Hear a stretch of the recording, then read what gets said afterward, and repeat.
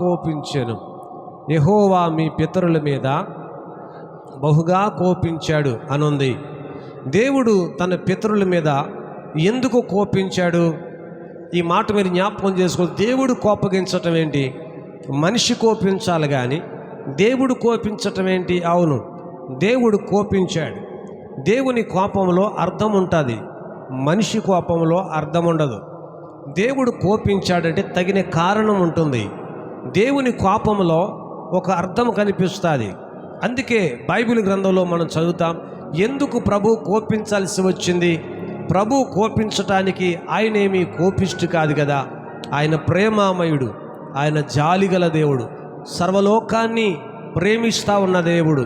ప్రేమిస్తూ ఉన్నాడు గనకే నిజమైన స్నేహితుల్లాగా కల్వరి సిలువలో తన ప్రజల కొరకు ప్రాణాన్ని పెట్టాడు. ఆ ప్రేమమూర్తికి కోపం రావడం ఏంటి? ఇది ఆశ్చర్యాన్ని కలుగ చేస్తుంది. ఆయన వాక్యం సెలవిస్తుంది, ఆయన కోపము నిమిషము మాత్రమే ఉండెను, ఆయన దయ ఆయుష్కాలం ఉంటుంది.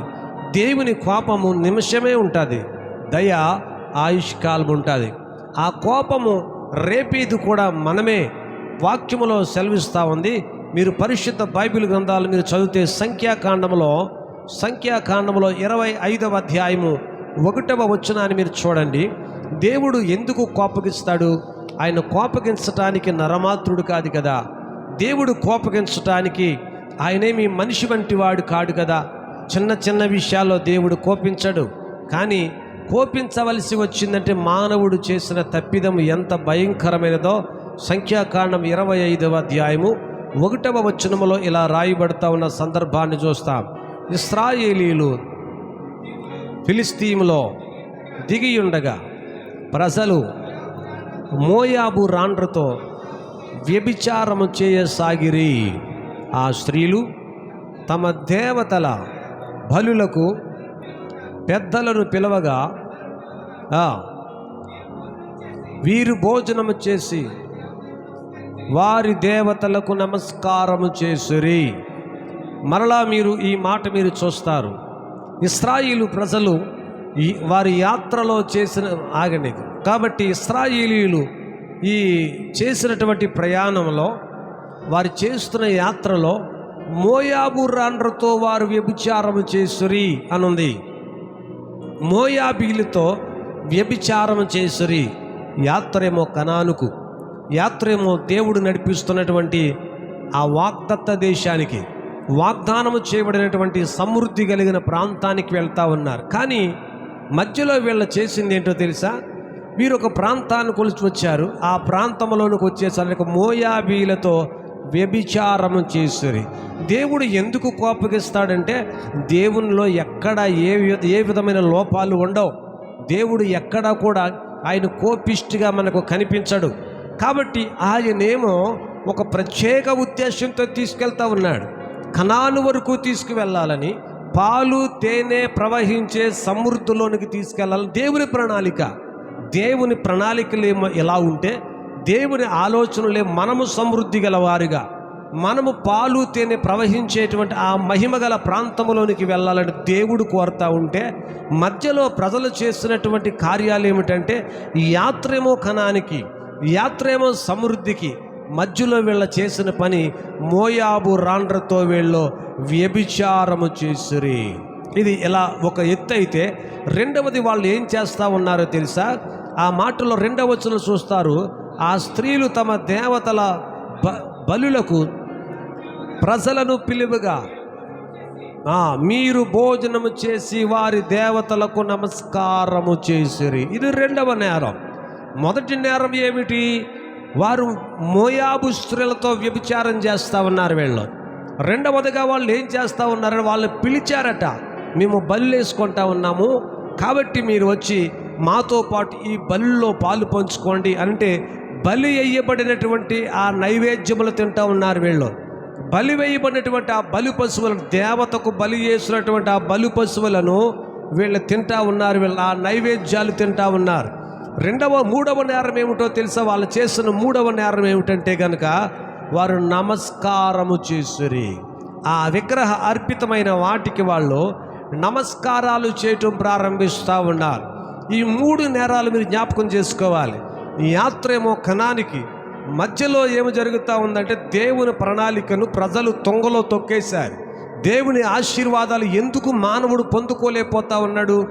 దేవుని వాగ్దానాలు రాత్రి చెప్పాను, ఎన్నో విషయాలు, ఎన్నో వాగ్దానాలు మనకున్నాయి.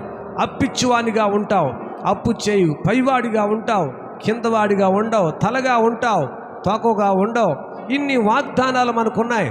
నేను నీకు పుట్టిన పిల్లలందరినీ ఆశీర్వదిస్తానని యెషయా గ్రంథంలో చెప్పాడు. మరి ఏమైపోతున్నా ఈ వాగ్దానాలన్నీ?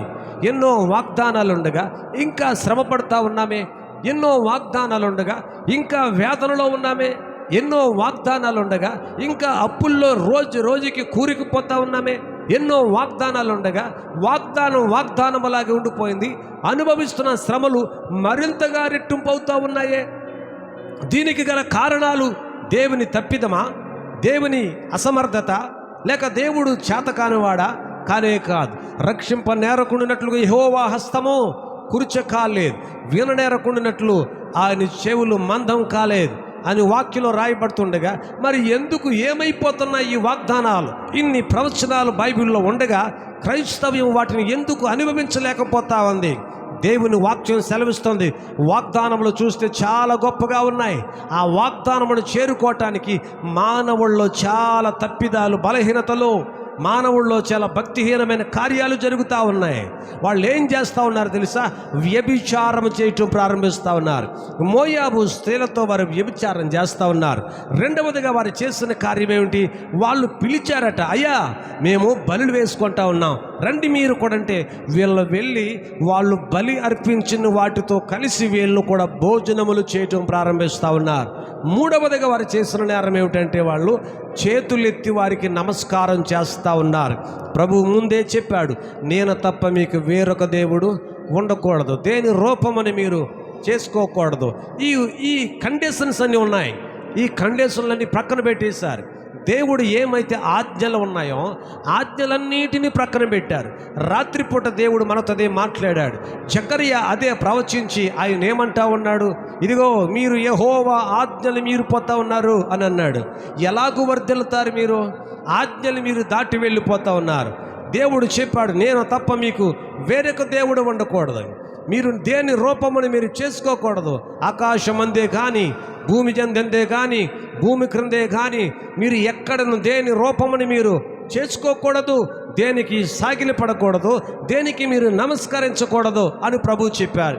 ఈ వాగ్దానం, ఈ కండిషన్లని ప్రక్కన పెట్టారు. కాబట్టి వీళ్ళు ఏమనుకుంటా ఉన్నారు?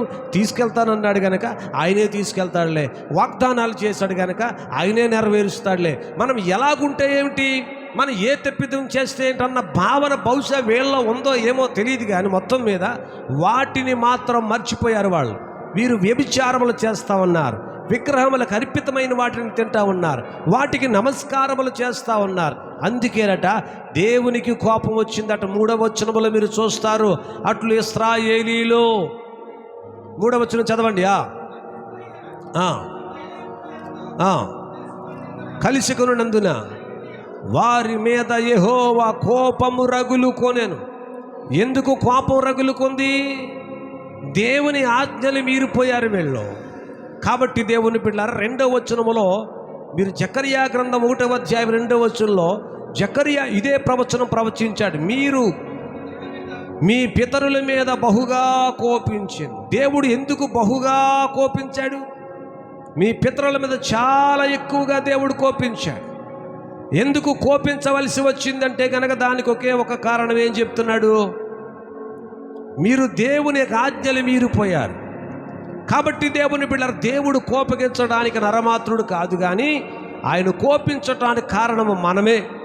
మన ప్రవర్తన సరి లేకపోవటం వలన, మన నైతిక విలువలు చచ్చిపోవటం వలన రాత్రి దేవుడు మనతో మాట్లాడాడు. జీవించుచున్నామన్న పేరు మాత్రం ఉంది, కానీ మనము మృతులమే.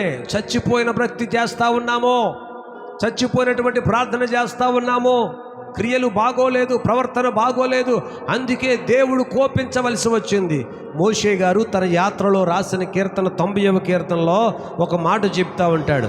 90వ కీర్తన 7వ వచనాన్ని ఒకసారి పరిశుద్ధ బైబిల్ గ్రంథాలు ఉన్నవారు తెరిచి చదవాలని మనం చేస్తూ ఉన్నాను. నీ కోపము వలన మేము క్షీణిస్తూ ఉన్నాము, నీ ఉగ్రతను బట్టి దిగులు పడుచు ఉన్నాము. చాలు చాలు చాలు. 7వ వచనాన్ని ఒకసారి మరలా మీరు జ్ఞాపకం చేసుకోండి. నీ కోపం వలన మేము క్షీణించిపోతా ఉన్నాం, నీ ఉగ్రతను బట్టి దిగులు పడుచు ఉన్నాం. మోషే గారే రాసుకొచ్చాడు ఈ కీర్తన. ఆ యాత్రలో రాయబడిన కీర్తన ఏమిటంటే, నీ కోపం వల్ల క్షీణించిపోతా ఉన్నా. దేవుడు గనక కోపిస్తే మనిషి క్షీణింపే కానీ అభివృద్ధి ఉండదు. అందుకే రాత్రిపూట చెప్పాను, జకర్యా ప్రవచనములు అన్నాడు, మీరు ఎలాగూ వర్ధిల్లుతారో, యెహోవాని మీరు బాధ పెడతారు, ఆజ్ఞలు మీరు పోతా ఉన్నారు, ఆయనకు కోపం రేపారు, ఆయన మీ మీద కోపించాడు. దేవుడు మనిషి మీద కోపిస్తే మానవుడు ఎంతకీ వర్ధిల్లలేడు. కాబట్టి మోషే గారు చెప్తాడు, నీ కోపము వలన మేము క్షీణించిపోతా ఉన్నాం, నీ ఉగ్రతను బట్టి మేము దిగులు పడుచున్నా. దిగులుకు కారణం ఏమిటంటే నీ ఉగ్రతే.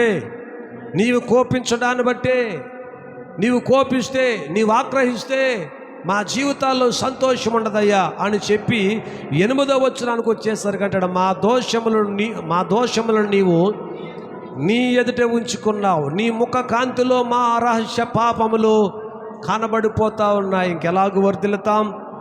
దేవునికి కోపం రావడానికి గల కారణాలు ఏంటో తెలుసా? మా దోషములు నీ ఎదుట ఉంచుకున్నావు. మేము చేసిన ప్రతి తప్పు నీ దృష్టిలో పడతా ఉంది. మేము ఏ తప్పు చేస్తా ఉన్నామో, ఏ నేరము చేస్తా ఉన్నామో, చేసే ప్రతి నేరము కూడా నువ్వు చూస్తా ఉన్నావు. ఎలా చూస్తా ఉన్నావు? నీ ముఖ కాంతిలో కనపడతా ఉన్నాయి అన్నీ కూడా.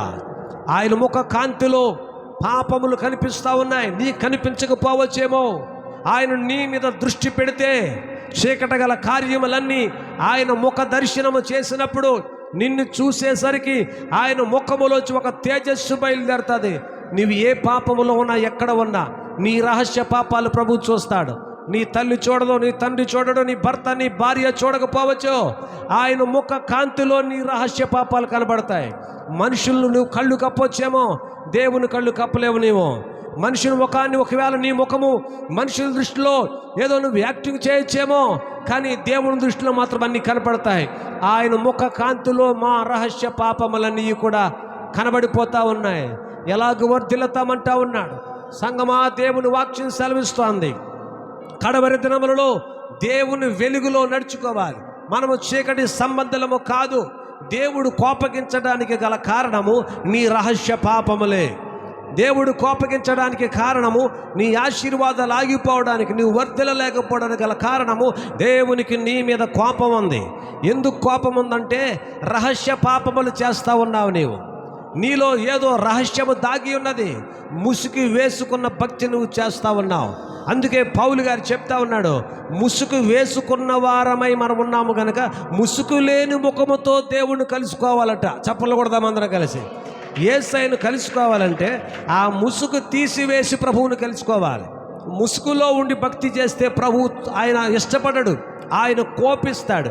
అందుకే ఇర్మియా గ్రంథంలో ఒక చక్కటి మాట రాయబడతా ఉంది. ఇర్మియా గ్రంథంలో మీరు చూస్తారు, 7వ అధ్యాయం 18వ వచనాన్ని చదవాలని మనం చేస్తూ ఉన్నాను. 7వ అధ్యాయం 18వ వచనం నుంచి 20 వచనాల వరకు ఉన్న మాటలు ఒకసారి చదవండి. 7వ అధ్యాయం ఇర్మియా గ్రంథము. నాకు కోపము పుట్టించినట్లు ఆకాశరాణి దేవతకు పిండి వంటలు చేయవలనని అన్య దేవతలకు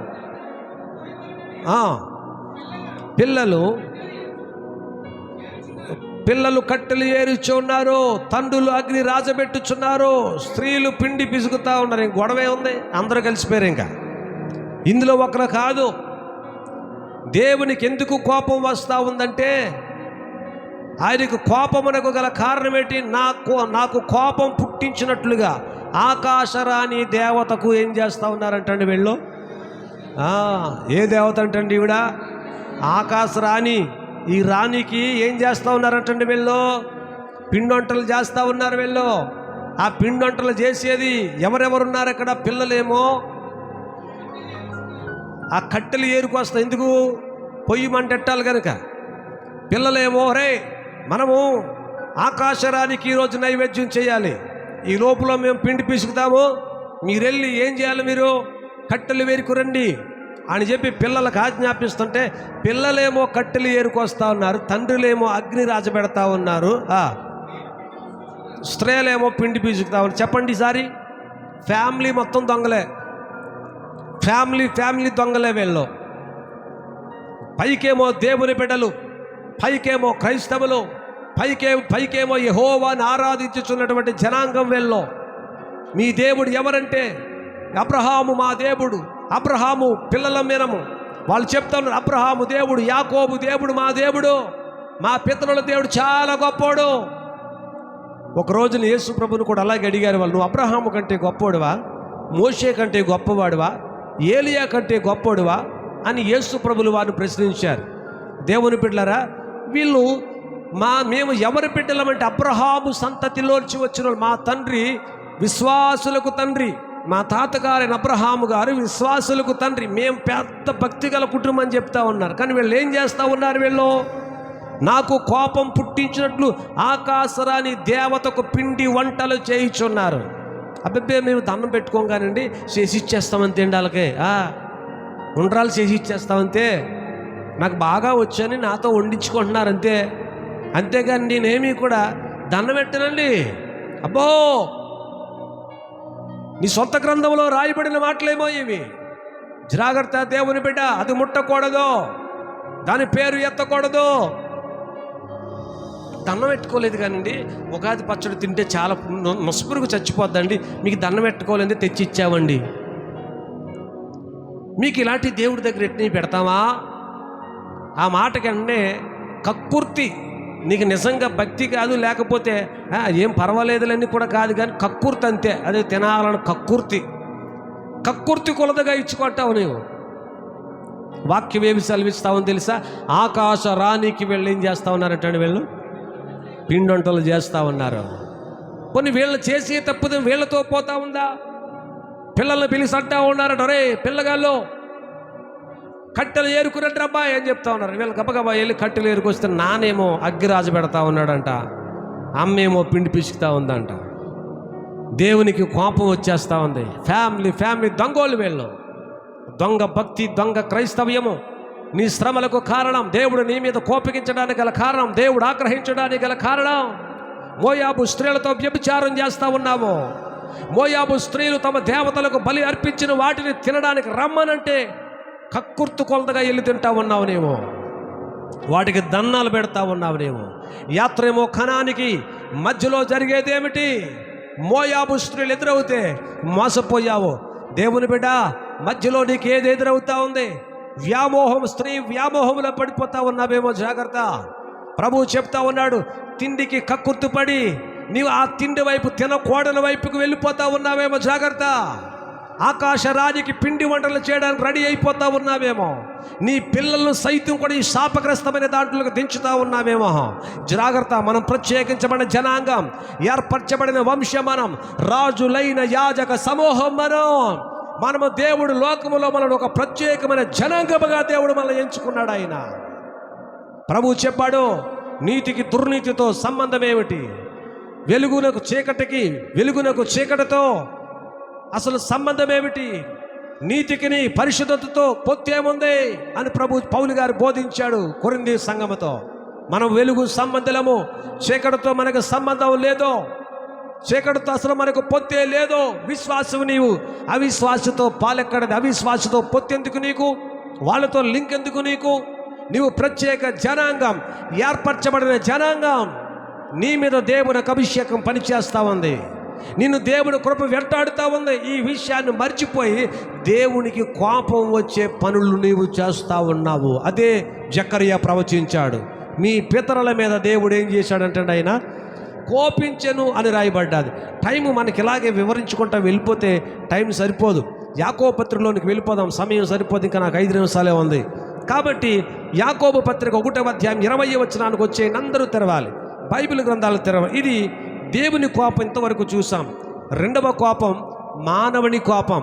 యాకోబు పత్రిక 1వ అధ్యాయము 20వ వచనం చదవండి. హెబ్రీ పత్రిక తర్వాత ఉంటుంది. యాకోబు పత్రిక 1వ అధ్యాయం 20వ వచనం చదువునానా? ఎందుకనగా ఏమండి, నరుని కోపము దేవుని నీతిని నెరవేర్చదు. చాలు చాలు చాలు, ఇంకోసారి చదవండి ఆ మాటను. అందరూ చదువుకోండి ఆ మాటను. ఎందుకనగా నరుని కోపము దేవుని నీతిని నెరవేర్చదు. మరలా చదవండి ఒకసారి. ఎందుకనగా నరుని కోపం అనకండి. ఎందుకనగా నా కోపము, చెప్పండి, ఎందుకనగా నా కోపము దేవుని నీతిని నెరవేర్చలేదు. నరుని కోపము దేవుని నీతిని నెరవేర్చదు. చాలా సందర్భాల్లో మనము దేవుని మీద కోపగిస్తాం. మానవుడు దేవుని మీద కోపగించవచ్చా?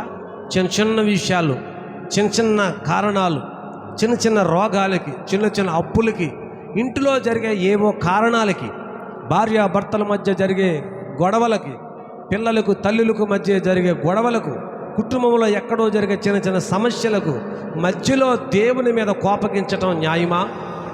వాక్యం సెలవిస్తూ ఉన్నది. మీరు ఈ 19వ వచనాన్ని కూడా మీరు చదివితే, నా ప్రియ సహోదరులారా, ఈ సంగతి మీరు ఎరుగుదురు గనుక ప్రతి మనుషుడును వినుటకు వేగురుపడివాడును, మాట్లాడుటకు నిదానించువాడును, కోపించుటకు నిదానించువాడునై ఉండవలను. ఎందుకనగా నరుని కోపము దేవుని నీతిని నెరవేర్చదు. ఇంకోసారి చెప్పండి అన్నమాట. నరుని కోపము దేవుని నీతిని నెరవేర్చదు. మానవుడు ఎప్పుడు దేవుని మీద కోపగించకూడదు. దేవుని మీద కోపగించకూడదు. కారణం ఏమిటో తెలుసా? నీవు కోపగించినంత మాత్రాన దేవుని నీతి నీ కొరకు దిగురాదు. నీవు చేసేటువంటి కార్యాలన్నీనేమో దేవునికి అయిష్టమైనవి. నీవు చేసే ప్రతి ఆలోచన దేవునికి అయిష్టమైన ఆలోచన. నీ నడవడికలో కొంతైనా పరిశుద్ధత కనిపించదు. నీ నడవడికలో ఎక్కడా కూడా న్యాయమే కనిపించదు. కానీ నీవు ఏదో కోరతావు. ఆ కోరింది నీకు దొరకకపోతే దేవుని మీద కోపగిస్తావు. అసలు మానవుడు దేవుని మీద కోపగించొచ్చా? అడిగింది ఇవ్వలేదని కోపగించొచ్చా? అసలు దేవుడు ఏది ఇవ్వాలో అదే ఇస్తాడు. నీవు అడిగింది దేవుడు ఎందుకు? తండ్రి తన బిడ్డలకు ఏది ఇచ్చుట న్యాయమో దేవునికి తెలుసు కనుక అదే ఇస్తాడు ఆయన. నీవు అడిగింది ప్రతిదీ ఇవ్వాలని దేవునికి రూలు లేదు. ఎందుకో తెలుసా? నీవు అడిగినది నీకు హానికరమైనది ఏదో అడుగుతావు. పిల్లలు తల్లిదండ్రులు అడుగుతారు, ప్రతిరోజు ఐస్ అడుగుతారు, పీస్ మిఠాయి అడుగుతారు, న్యూడిల్స్ అడుగుతారు, బయట అనారోగ్యకరమైన అడుగుతారు. తండ్రి అంటాడు, దానికి బదులుగా కొన్ని ఫ్రూట్స్ కొనిస్తాను తినరు అంటాడు. ఇది వీడికి నచ్చదు. తండ్రి మనసు ఏమిటంటే శ్రేష్టమైనది పెట్టాలని. నీ కోరికలు ఏంటి? క్షణకాలికముగా నీకు సంతోషము కలగచేయాలి, నీకు రుచికరముగా కనిపించాలి. ఆ కొంతసేపే నీకు నీ నోటికి రుచిగా అనిపించాలి, నీ మనసుగా సంతోషం కలగజేసేది కావాలి. కానీ నీవు కోరుకునేది శాశ్వత కాలం నీకు నెమ్మదినివ్వలేదు. నీవు కోరుకునేది శాశ్వత కాలం నువ్వు సుఖంగా ఉండలేవు. దేవుడిచ్చిందైతే శాశ్వత కాలం సుఖంగా ఉంటాం. నమ్మిన వారి గట్టిగా చప్పలు కొడదాం. హల్లెలూయా. అందుకే నరుడు దేవుని మీద ఎప్పుడూ కూడా కోపగించకూడదు. కానీ ఒకటి మాత్రం చెయ్యాలి. మరి ఏం చేయాలి ప్రభువా అని అడిగితే దేవుని వాక్యం సెలవిస్తుంది.